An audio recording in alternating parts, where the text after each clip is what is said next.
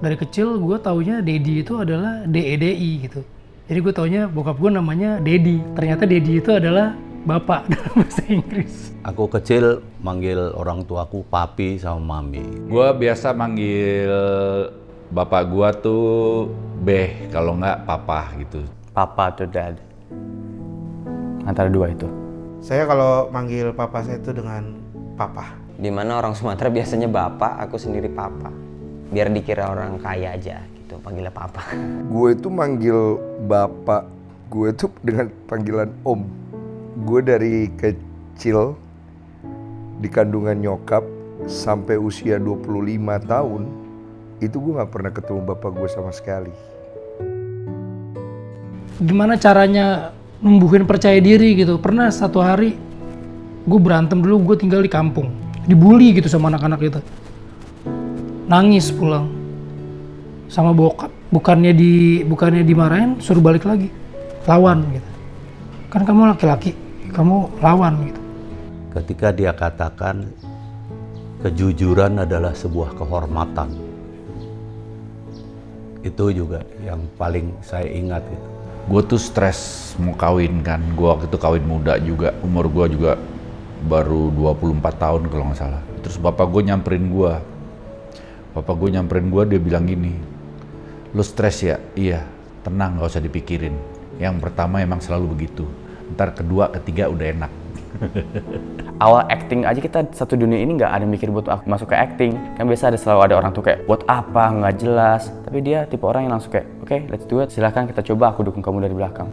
Papaku tuh nggak pernah say no ke aku, maksudnya secara kalau emang masih bagus buat aku. Dan dia lihat sesuatu yang aku suka dari musik, dari acting, dia support.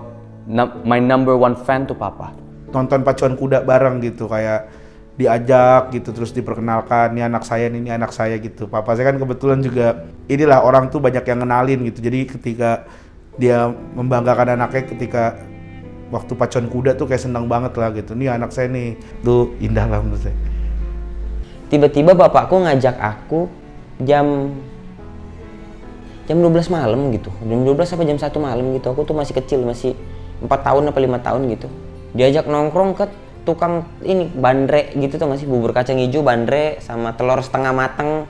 Kayaknya dia pengen main gitu sama anaknya, tapi di tempat yang biasa dia lakukan gitu. Tapi aku tahu bahwa kayaknya bapakku tuh pengen nongkrong sama temennya, terus pamer gitu loh bawa anaknya gitu, yang orang tuanya tuh pengen ngasih tau kalau ini anaknya lu, ini anakku lucu gitu-gitu. Cuman pada saat itu kayaknya tua sebelum waktunya sih. Jadi bapak gue itu pernah menikah sebelum dia menikah dengan ibu gue, dan dia memiliki anak dari pernikahan itu. Dan anak itu yang menghubungi gue karena bapak gue itu meminta kepada dia mencari cara untuk hubungi gue, dan kebetulan dia berhasil menghubungi gue. Di situ akhirnya gue bersedia untuk bertemu bapak gue. Kemudian dia menyapa, halo kamu apa kabar gitu. Terus saya bilang, ya baik om. Oh nggak usah panggil om, panggil aja papa. Iya om. Gue tetap ngejawab kayak gitu karena gue ngerasa emang gue nggak ngerasa deket gitu loh.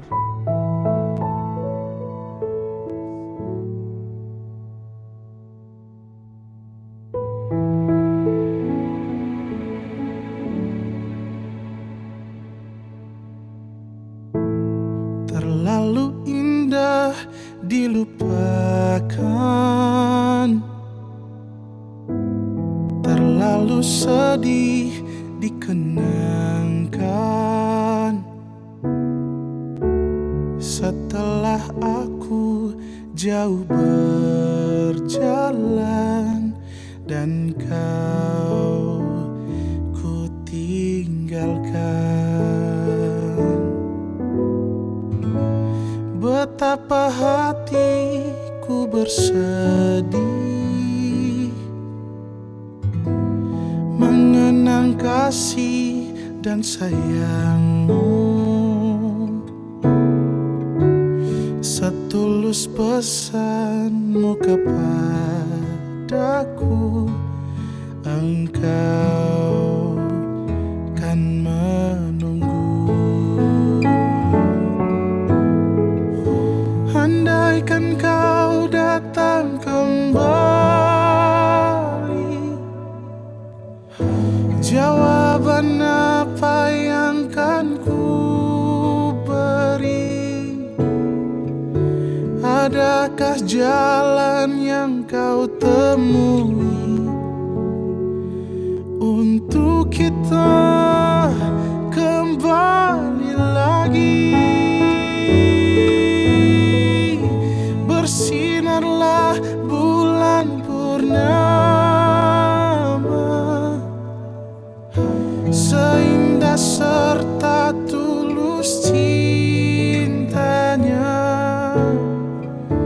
Bersinarlah terus sampai nanti lagu ini ku akhiri.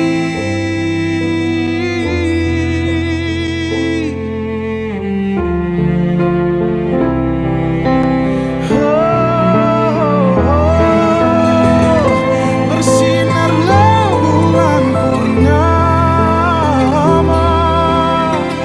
seindah serta tulus cintanya.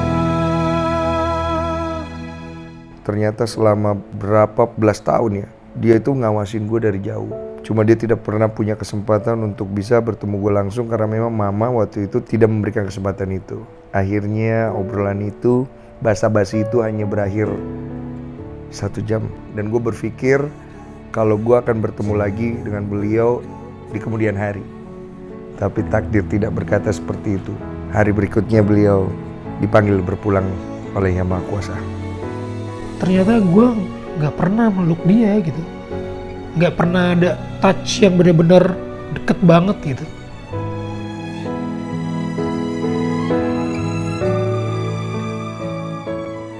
Support system dari papa tuh gede banget, dan tanpa dia aku beneran nggak mungkin ada di sini.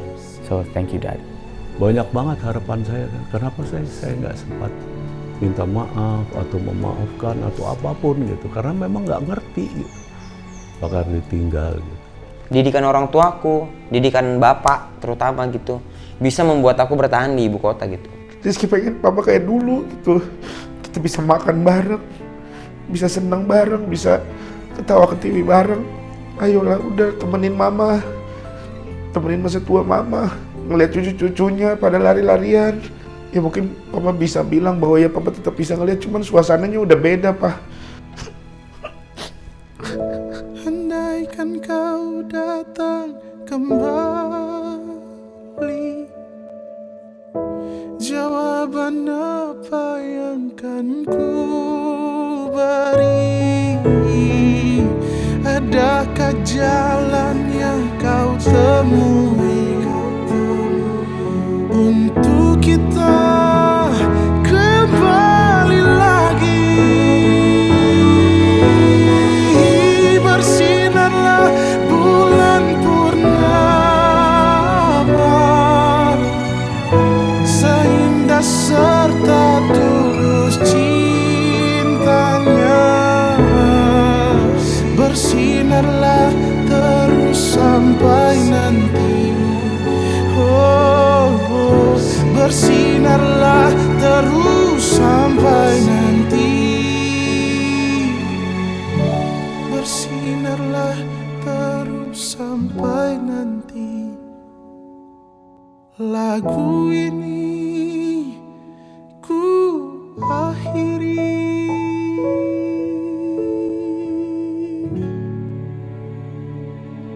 Terima kasih udah bisa menjadi sahabat sejati buat aku, udah bisa menjadi the real hero dalam hidup aku, dan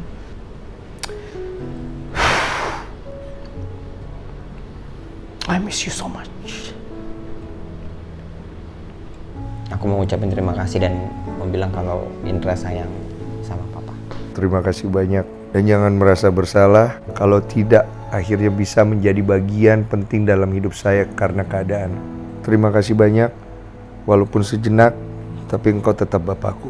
B, sehat-sehat terus dan terus bikin orang lain tertawa. You're always my idol, and thank you for all the support that you give me. I love you so much, Dad. You're really my best friend. Not only my dad. Papi, insyaallah masuk surga terindahnya. Dan mudah-mudahan kita bisa ketemu. Saya kangen banget sama Papa. Mungkin Papa adalah satu-satunya manusia yang pengen Rizky peluk saat ini.